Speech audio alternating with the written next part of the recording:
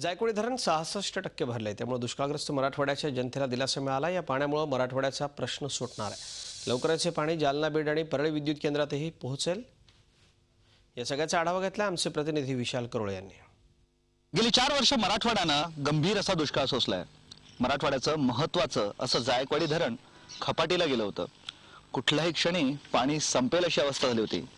मात्र या 4 वर्षानंतर यावर्षी वरुण राजा मेहरबान झालं आणि जायकवाडीचं रूपडं असं पालटलं।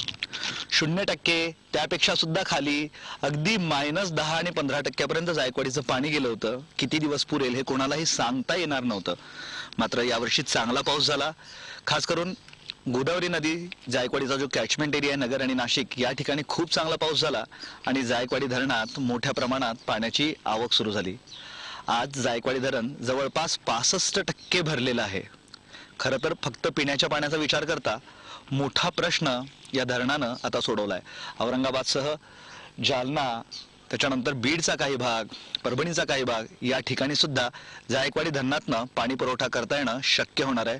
खास करून इंडस्ट्रीची मोठ्या प्रमाणात पाणी कपात करण्यात आली होती। मात्र जायकवाडी धरणात पाणी आल्यानं आता इंडस्ट्रीला सुद्धा पाणी पुरवठा सुरू होणार आहे।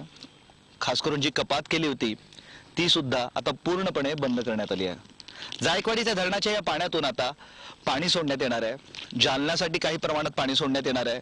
त्यानंतर बीडच्या माजलगावसाठी काही प्रमाणात पाणी सोडण्यात येणार आहे। तर परळीच्या थर्मल पॉवर स्टेशनला सुद्धा पाणी सोडण्यात येणार आहे।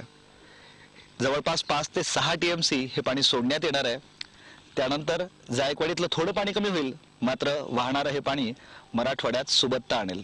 त्यामुळेच परतीचा पाऊस चांगला यावा आणि जायकवाडी धरण 100% भरावं, म्हणजे गेली 4 वर्ष मराठवाड्यानं जो दुष्काळ सोसला आहे त्यातून सुटका मिळेल, हीच प्रत्येकाची आता गणपती बाप्पा येणार आहे त्याच्या चरणी प्रार्थना आहे। व्हिडिओ जर्नलिस्ट मोहम्मद तौफिकसह मी Vishal Karole, Zee media, Paithan. Zee 24 तास रहा एक पाऊल पुढे।